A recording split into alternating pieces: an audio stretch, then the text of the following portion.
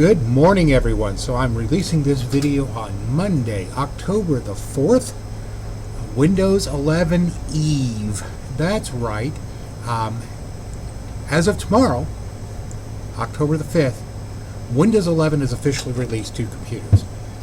If you have a qualified, eligible Windows 10 computer that meets all the criteria, and you have been selected in advance, and you have no idea if you have or not, I don't either, you are eligible to upgrade to Windows 11. Congratulations.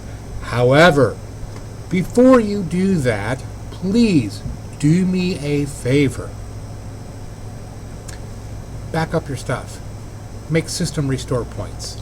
Make sure you got copies of your important files on an external drive. Here's the reason why. Although I have done this probably a half a dozen times now, upgrading from Windows 10 to a Windows 11 computer, on a laptop, on a desktop, using a virtual machine, the studio software that you're watching here, this is Windows 11. The toolbar is in the center. Wrong one. Toolbar is in the center. Your pop-up comes up like this. If you go into settings, your settings look like this on Windows 11. I've been using this in the studio software for testing purposes for quite a long time now, since like June when it came out, for us geeks. So, but for every other person, please follow my advice.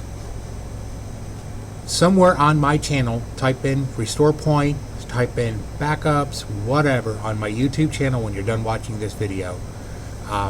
It will show you how to create a restore point on your Windows 10 computer, how to do Windows 7 backups on Windows 7, Windows 8, and Windows 10, and how to do external backups. This is going to be incredibly important because this is going to be the first public release of Windows 11 to the public. And although Microsoft has done their job, and with due diligence, they will screw it up. They did for Windows 10, they did for Windows 8, and they will certainly do it again with Windows 11. So, please, restore points, backups, get them done before tomorrow, because I don't know who's going to get the invites. I've got an AMD Threadripper 60-core computer, and I've showed you videos before where Microsoft basically gave me the big finger.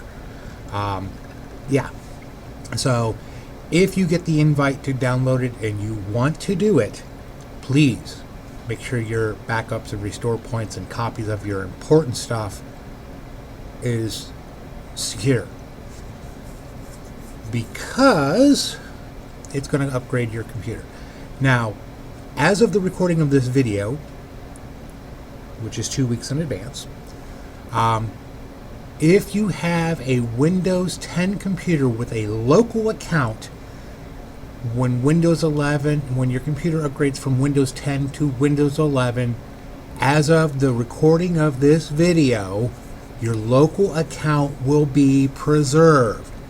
However, could be any time in 2 weeks, Microsoft might take that option away. If they're going to force you to make a Microsoft account, please let me know right away so I can talk you through how to get around that, because you can still make local accounts on your computer. The first part of Windows 11 requires the internet to download patches and updates. Once it gets to a certain point, it's no longer required. You can disconnect from the internet, go back, create a local account, and you should be able to continue from there.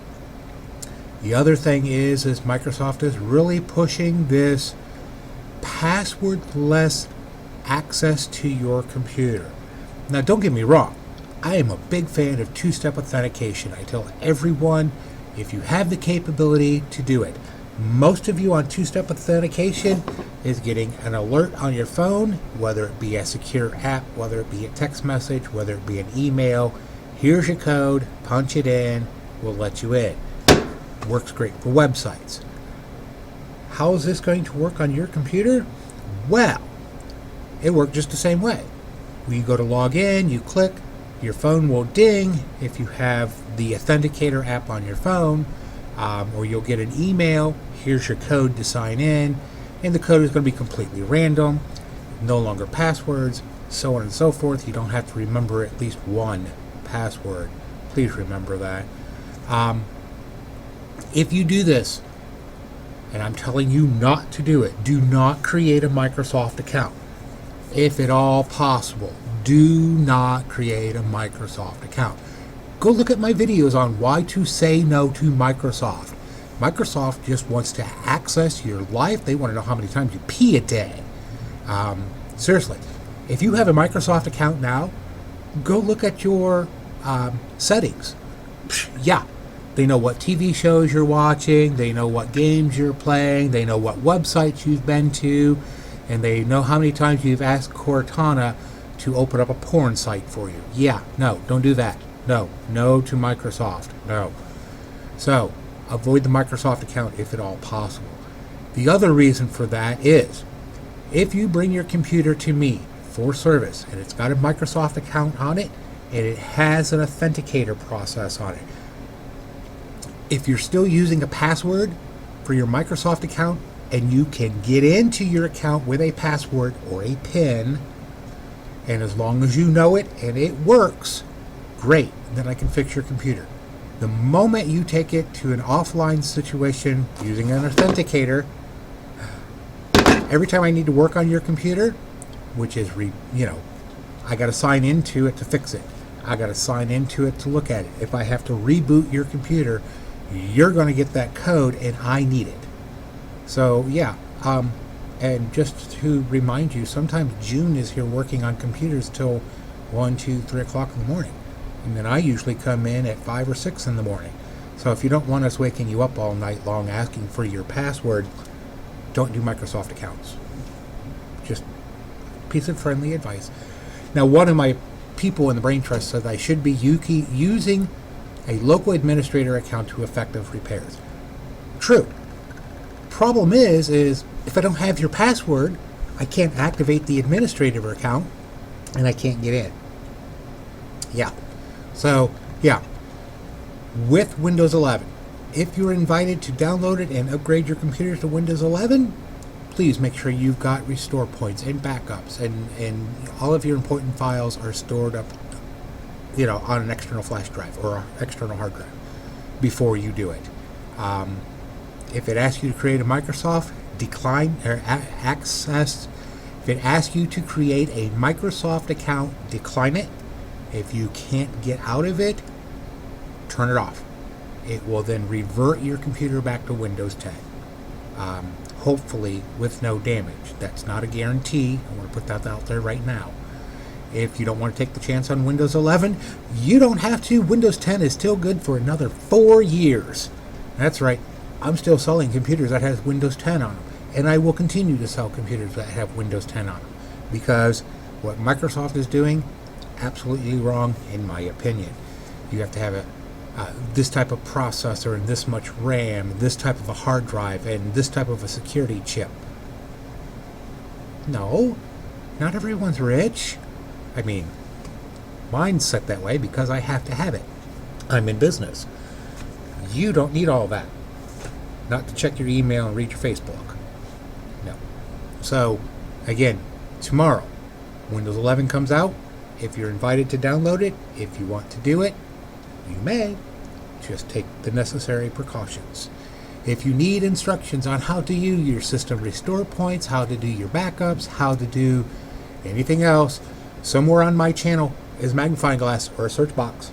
Type in restore point, type in backup, type in any number of programs. But yeah, it'll find it for you on the YouTube channel. If you still can't find it, call us.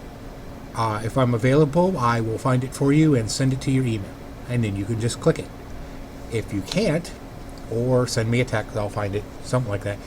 Just don't do it unless you know this is what you want to do. It's like anything else. It's brand new. There's always bugs in it, no matter how much they troubleshoot it, plan it out, and so on and so forth.